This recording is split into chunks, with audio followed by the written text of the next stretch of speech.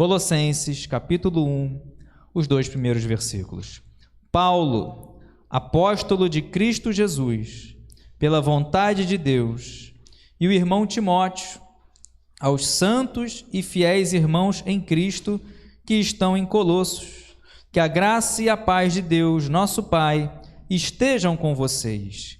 Damos sempre graças a Deus, Pai de nosso Senhor Jesus Cristo, quando oramos por vocês, desde que ouvimos da fé que vocês têm em Cristo Jesus e do amor que vocês têm por todos os santos, por causa da esperança que está guardada para vocês nos céus. Desta esperança, vocês ouviram falar anteriormente por meio da palavra da verdade do Evangelho, que chegou até vocês. Esse Evangelho está produzindo fruto e crescendo em todo o mundo, assim como acontece entre vocês, desde o dia em que ouviram e entenderam a graça de Deus na verdade. Vamos falar com Deus. Senhor, te agradecemos pela Tua palavra, que é a nossa direção. Tua palavra, Senhor, nos direciona, nos fortalece. Tua palavra, ao ouvirmos, temos a fé renovada, fortalecida. Ó Deus, me coloco nas Tuas mãos como instrumento, toca na minha mente, na minha saúde, na minha voz. Ó Deus, que eu esteja sensível a ouvir, Senhor, a Tua voz. Senhor, o que sair da minha boca venha do Teu coração, que eu diminua e que o Senhor cresça. Eu declaro a minha total dependência de Ti. Responde, Senhor, dá a direção, dá a confirmação. Em nome de Jesus, que possamos abrir nesse momento nossos corações e deixá-lo como terra fértil, para que possamos ouvir, guardar e praticar, ó Deus, a Tua palavra. Assim oramos, te agradecemos. Em nome de Jesus. Amém. Louvado seja o Senhor. Os irmãos podem se assentar. Paulo, nessa carta, ele escreve orientações à igreja em Colosso, aos colossenses. E esses versículos iniciais que nós lemos é o prefácio. Ele sauda, ele cumprimenta essa igreja ali em Colossos. E ele diz, olha, pela vontade de Deus, o irmão Timóteo, aos santos e fiéis. Santos era como eram chamados os crentes, os cristãos, naquele período, porque eles eram separados. Santo, nós sabemos que quer dizer separado, não é ser perfeito. Mas então ele escreve essa carta, essas orientações aos irmãos em Cristo, que estavam ali em Colosso. Essa é uma orientação ao crente, ao cristão, que chega até nós aos dias de hoje, mas também abrange a todos, alcança a todos. E ele vai trazer inicialmente algo interessante. Ele vai dar graças no versículo 3 a Deus, porque oramos por vocês, desde que ouvimos falar da fé que vocês têm em Cristo Jesus. Então a igreja de Colosso, desde o primeiro momento que ouviram, desde o primeiro momento que se converteram, eles começaram a crescer, a frutificar na fé. Aprendemos aqui, desde que ouvimos a fé que vocês têm em Cristo Jesus e o amor que vocês têm por todos os cristãos, por todos os santos.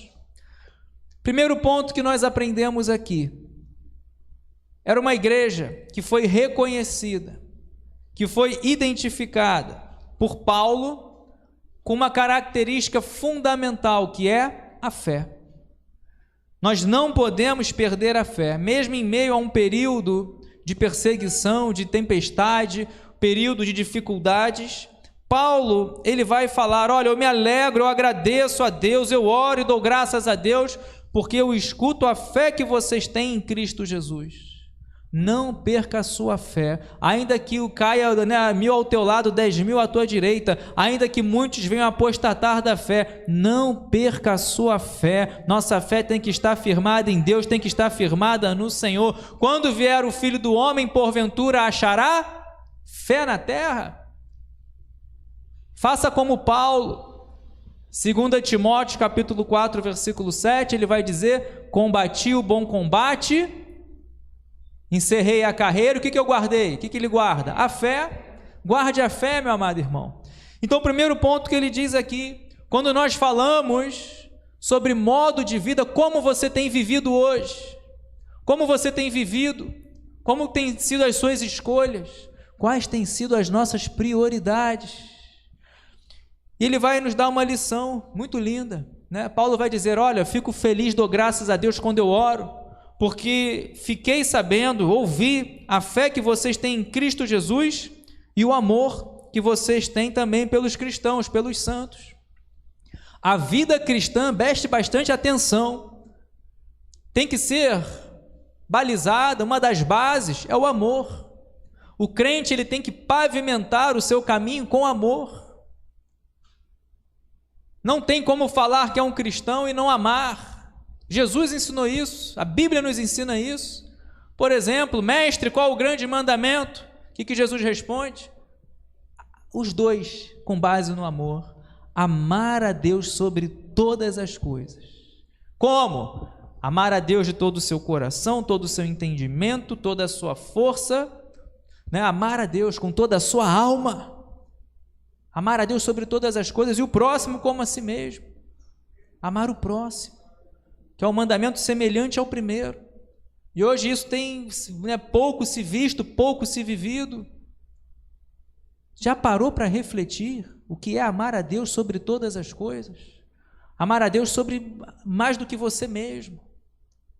Jesus fala isso, aquele que amar, né, quer vir após mim, negue-se a si mesmo, tome a sua cruz e me siga. Tem pessoa querendo ser um cristão amando mais a si mesmo. Tem pessoa sendo cristão querendo amar mais pai, mãe, filho. Jesus ensinou, aquele que amar mais do que a mim não é digno de mim. Pai, mãe, filho, vai trazendo ali uma relação. Temos que amar, mas amar a Deus em primeiro lugar. Então, fé e amor que vocês têm pelos cristãos por causa da esperança que está guardada para vocês nos céus. Temos uma esperança, está guardada. A nossa esperança não pode ser colocada nas coisas desse mundo. Jesus ensina, a Bíblia nos ensina. Quando nós colocamos a esperança nas coisas desse mundo, a palavra de Deus vai dizer que é falho, que está caminhando, né, ao erro, ao fracasso. Mas quando você coloca a sua esperança nas coisas lá do alto, meu amado irmão, busque as coisas lá do alto. A Bíblia nos ensina muito isso, Jesus ensinou isso. Junte tesouro nos céus, porque tem gente querendo só juntar tesouros aqui na terra, e não estamos falando de coisas materiais, não. Estamos falando de coisas espirituais. Jesus nos ensinou, nosso lugar está preparado. Jesus nos ensinou, quando você lê João, por exemplo, Evangelho de João, nós vemos Jesus muito falando sobre vida eterna, falando sobre inferno. Então é real, precisamos acordar, despertar. Só que nós vamos falar sobre o nosso modo de vida. Ele vai continuar dizendo no versículo 6, final do versículo 5, esta esperança que vocês ouviram falar anteriormente, por meio da palavra da verdade do Evangelho, que chegou até vocês.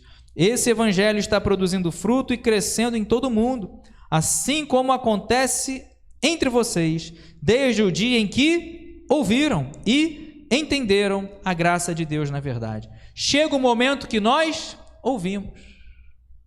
Só que nós sabemos que quando a palavra de Deus é pregada, Jesus nos ensinou, a palavra, quando é semeada, ela encontra o coração do ser humano em 4 modos diferentes. Jesus ensina isso quando ele traz a parábola do semeador. Eis que o semeador saiu a semear, que é a pregação da palavra. E uma porção dessa palavra vai cair num solo, vai cair à beira do caminho. Todos eles até ouvem, e aqui é o perigo. Muitas pessoas ouvem a palavra de Deus, mas rejeitam. Então uma cai à beira do caminho, até ouviu, mas vem o pássaro e pega a semente, que é o diabo. Permite, né, que o diabo venha tirar o que foi semeado. Outra cai em solo cheio de pedra, não tem raiz e não vai frutificar, que são as tempestades, as adversidades, os problemas. Aí a pessoa começa a perder a fé, começa a olhar para o gigante. Outra vai cair num solo cheio de espinho. que são as ofertas do mundo, os cuidados do mundo, começa a colocar o olhar no mundo, porque o evangelho é renúncia, é negar a si mesmo, é combater o pecado que tenazmente nos assedia, mas que o salário do pecado é a morte. Aí as pessoas vivem o que está em Tiago capítulo 4, versículo 4, quer se tornar amigo do mundo, até ouve a palavra, mas não consegue tirar o olhar das coisas do mundo. E o que diz Tiago capítulo 4, versículo 4? Aquele que se torna amigo do mundo se torna inimigo de Deus. Não pode ter mistura com o mundo. Mundo no sentido, né, de mundanismo, de pecado, de práticas que claramente não agradam a Deus. Antes ainda era subliminar, né? Hoje é claro. Hoje não está disfarçado, não. Hoje você vê que coisas, né, que vê claramente ali, né, a mão do inimigo, em atitudes, escolhas, caminhos. Mas uma parte da semente cai em terra fértil, e essa vai frutificar. Que nós possamos ser assim como os colossenses. Desde o primeiro momento que nós ouvimos, a fé vem pelo ouvir, Romanos capítulo 10, versículo 17, a fé é gerada no coração, e que nós não vemos apenas ouvir, mas ser praticantes. Tiago vai nos ensinar, Jesus vai ensinar, aquele que ouve a minha palavra e pratica, é um homem prudente, que edifica a casa sobre a rocha. Mas aquele que ouve e não pratica, então muitos escutam, mas não guardam, não praticam. E os colossenses nos dão esse ensinamento. Primeiro ponto que nós vemos aqui. Aliás, o segundo ponto. Primeiro, o exemplo de fé. Segundo, ouvir a palavra, praticar, para que nós possamos frutificar. Eles ouviram e entenderam e produziam frutos. Jesus muito falou sobre isso, a Bíblia muito fala sobre isso. Precisamos frutificar. Se você, como árvore, quando a Bíblia fala de árvores, de ensinamentos, é claro, está falando de vidas, de pessoas. Em João capítulo 15, Jesus vai ensinar que Ele é a videira verdadeira e nós somos os ramos, e que precisamos permanecer nele, e aquele que permanece nele dá bom fruto. Então frutifique, não ocupe a terra de uma maneira infrutífera, que você possa frutificar.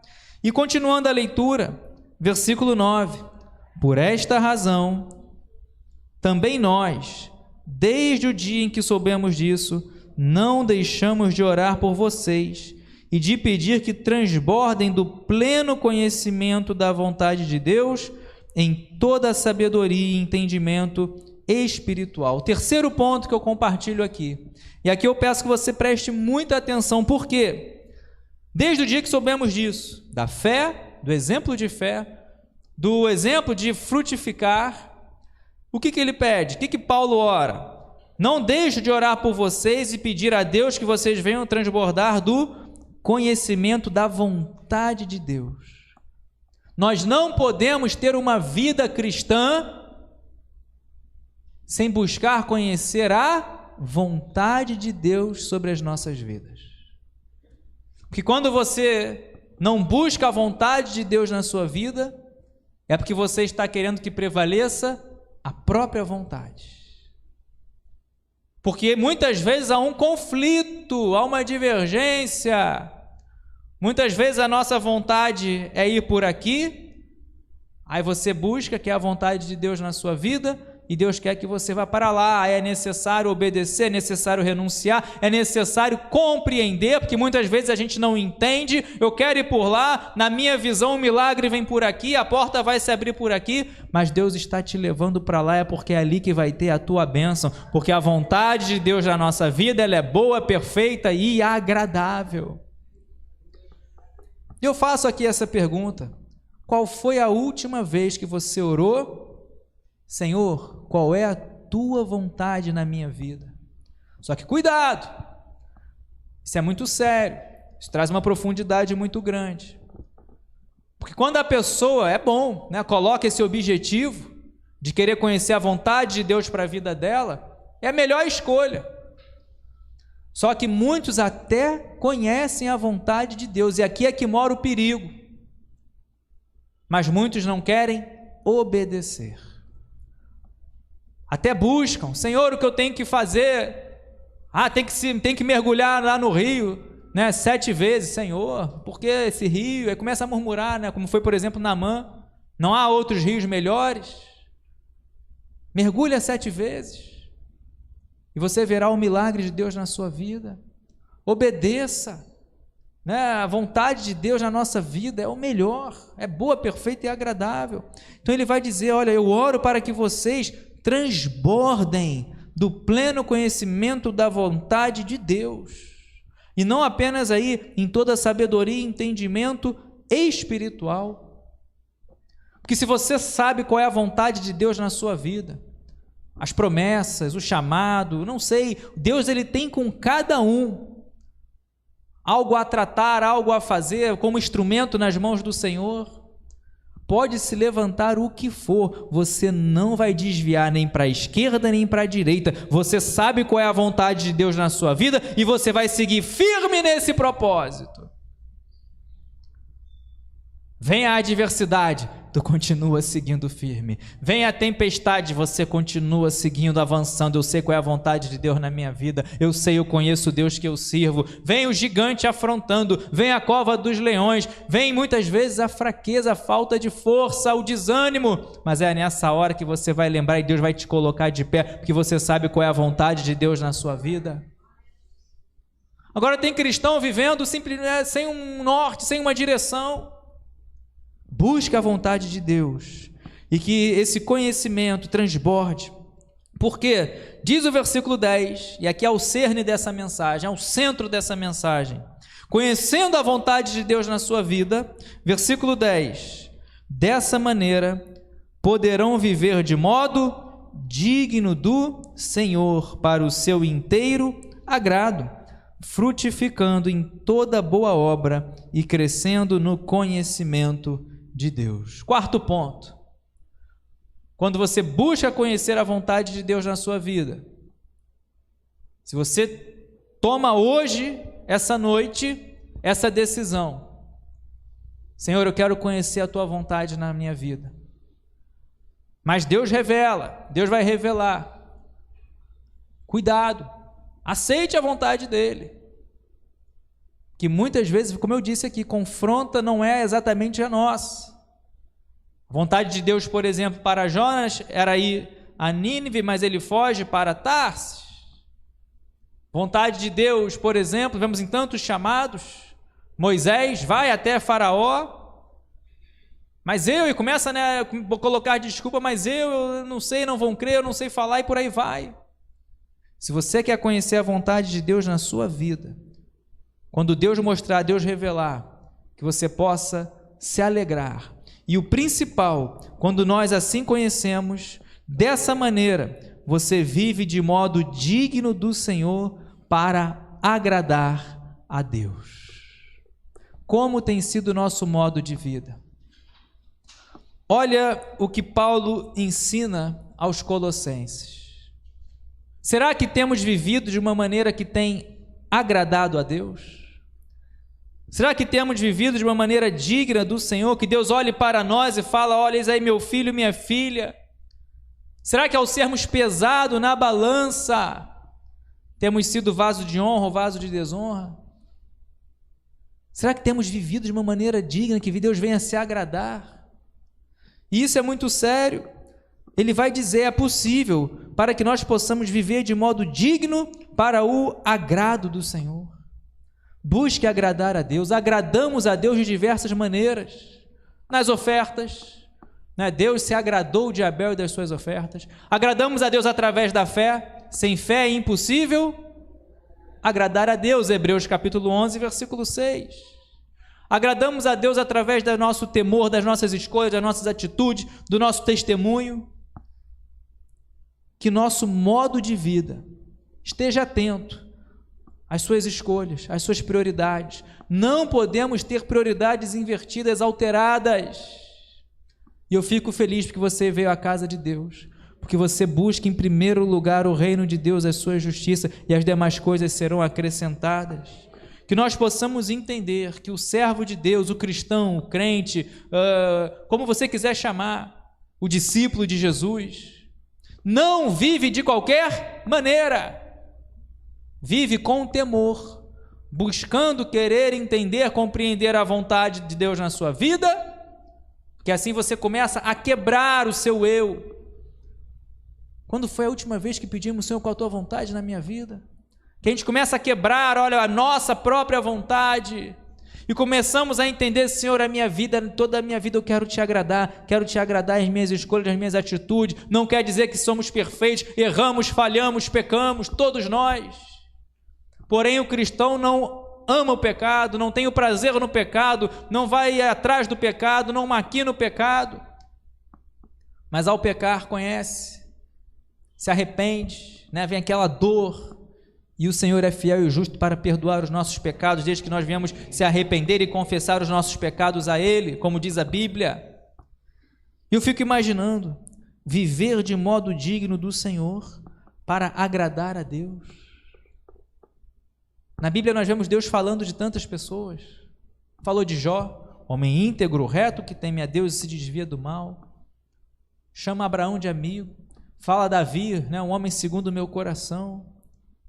E nós? Que nós possamos viver assim. Senhor, eu quero te agradar. Que nós possamos viver o que Paulo vai dizer a Timóteo. Procura apresentar-te a Deus aprovado. Não reprovado, mas aprovado como obreiro que não tem do que se envergonhar. Quando nós escolhemos isso, quando nós escolhemos viver agradando a Deus, nós temos que frutificar em toda boa obra. Nossa obra ela pode ser boa ou ela pode ser ruim. Nossos caminhos podem ser bons ou serem ruins. Nós podemos ser uma árvore boa dando fruto bom, ou a árvore má que dá um fruto mau. A árvore boa não pode dar um fruto mau, a árvore má não pode dar um fruto bom. Qual tem sido a nossa escolha? Por isso que ele diz aqui, viver de modo digno do Senhor. Se você tem fé, você tem obras, você frutifica. E nós já falamos aqui, já ensinei aqui, vou sempre ensinar, sempre que eu tiver oportunidade, qual é o nosso modo de vida, para que possamos viver agradando ao Senhor, para que nós possamos viver frutificando. Hebreus 11:6, já falei aqui, sem fé é impossível agradar a Deus. O nosso modo de vida é pela fé. Abacuque capítulo 2, versículo 4, o justo viverá pela fé. Viva, meu amado irmão, por quê? Porque é pela fé que Deus vai fazer você ver o que ninguém está vendo. Levanta a sua mão, pela fé, vai recebendo o renovo, vai recebendo o fortalecimento, toda a tristeza, toda a fraqueza caindo por terra. Meu amado irmão, eu creio no Deus do impossível, no Deus que pode todas as coisas, e é pela fé que Deus vai te mostrar a porta aberta, aonde ninguém vê parede. É pela fé que Deus vai te mostrando a vitória, o escape, a direção, a resposta. É pela fé. Viver de modo digno do Senhor é tudo muito lindo, mas tem que crer, tem que ter fé. O justo viverá pela fé. E se você tem fé, ela sem obras, ela é morta, não é uma fé verdadeira, não é uma fé genuína. A salvação é pela fé. Efésios capítulo 2, versículo 8, pela graça sois salvos mediante a fé. E fica aqui essa reflexão nessa noite. Qual tem sido o nosso modo de vida? Quais têm sido as nossas escolhas? Ele diz no versículo 11, assim vocês serão fortalecidos com todo o poder, segundo a força da sua glória, em toda a perseverança e paciência, com alegria, dando graças ao Pai, que os capacitou a participar da herança dos santos na luz. Dá para perceber que nós não podemos pular etapas. Temos que seguir, não precisamos inventar nada. Vemos aqui, ouvimos, a partir do momento que ouvimos, cremos.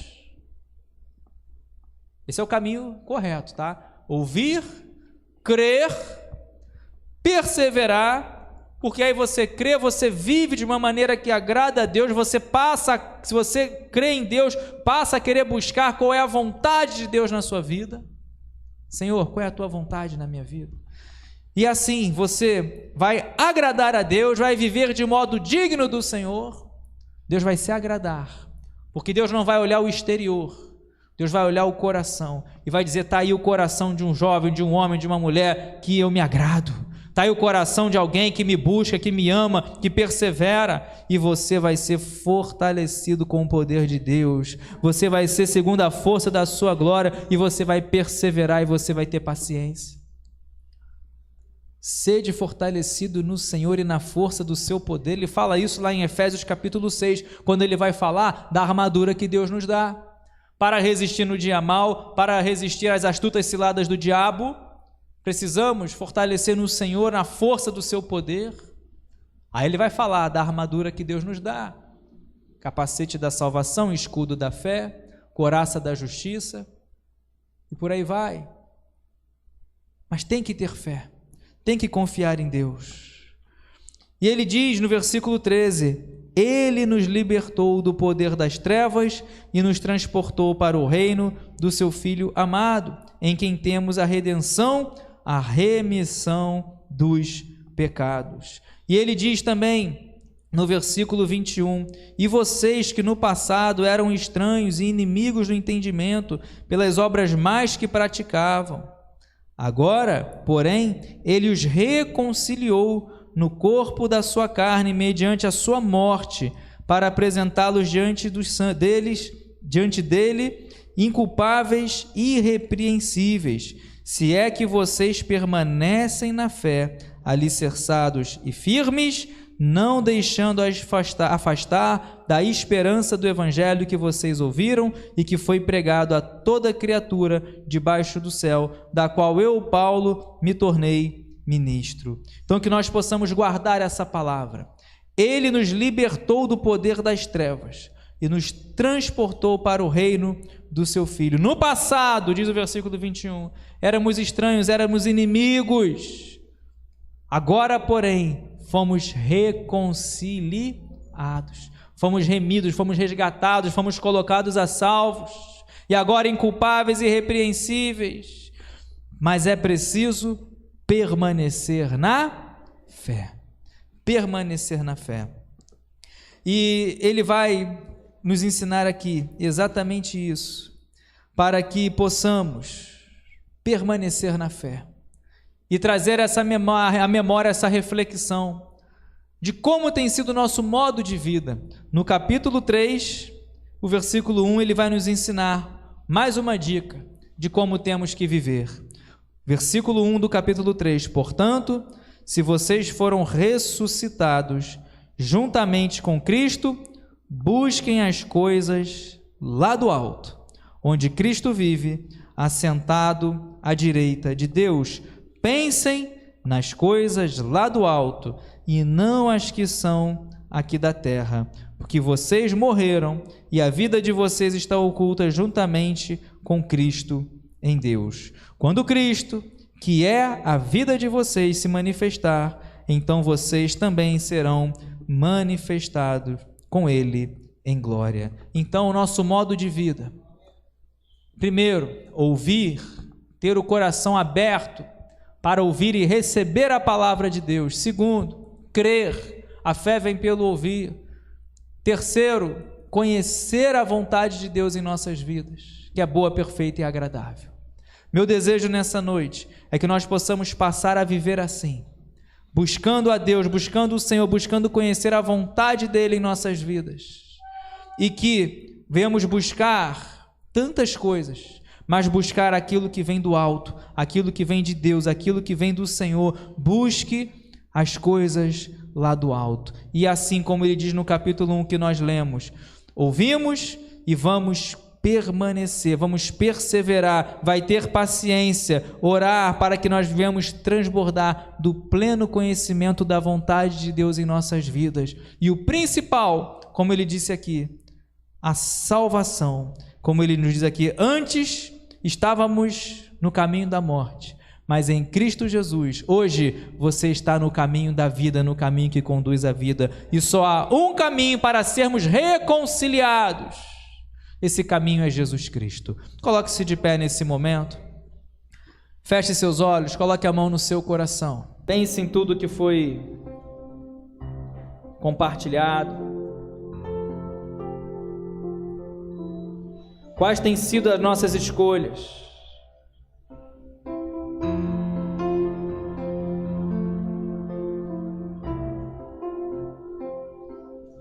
Quais têm sido as nossas prioridades? O que temos buscado? Será que temos buscado as coisas lá do alto? É claro, temos que dar a César o que é de César, a Deus o que é de Deus. Nossas responsabilidades como passageiros aqui nessa terra. Mas qual tem sido a nossa prioridade? Qual foi a última vez que você buscou o Senhor com toda a sua força, com todo o seu coração? Qual foi a última vez que você, Senhor, que caia a minha vontade, que prevaleça a tua? Senhor,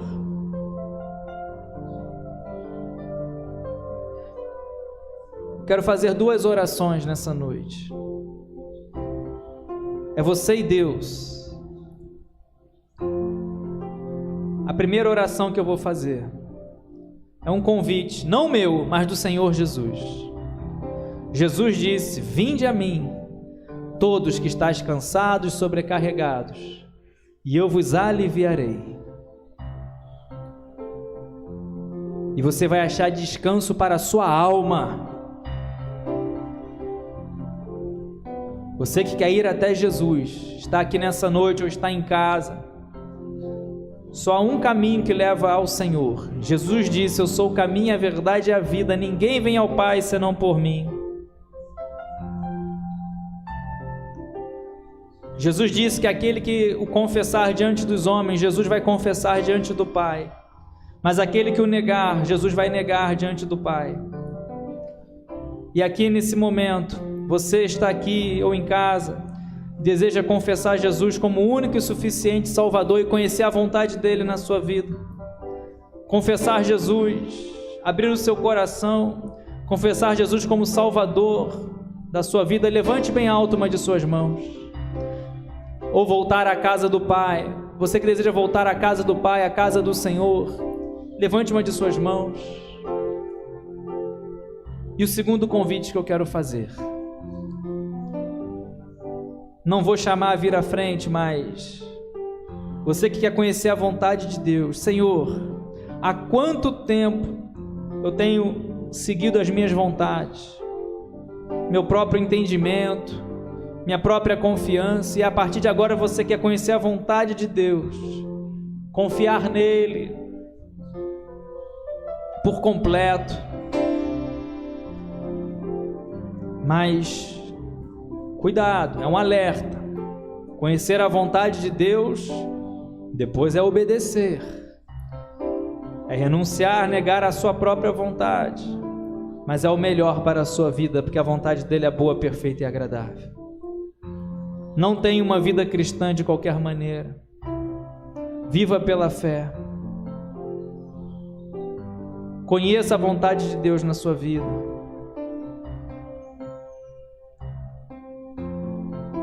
Ó Deus, em nome de Jesus te agradecemos pela tua palavra, que possamos viver assim, ó Deus, pela fé. Enquanto houver fôlego, que venhamos te louvar, te adorar e ter a fé em nossos corações. Que nada venha fazer com que venhamos perder a fé. Ainda que pequena, do tamanho de um grãozinho de mostarda, meu Deus, que ela esteja em Ti. Não olhando para as adversidades, não olhando para as afrontas, para as tempestades, mas olhando para Ti, Senhor, que o Senhor é o autor e consumador da nossa fé.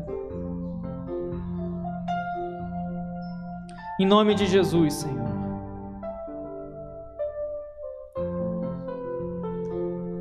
Estende a tua mão, vai curando, vai renovando, vai fortalecendo, vai manifestando o teu poder, a tua glória, a tua vontade, Senhor.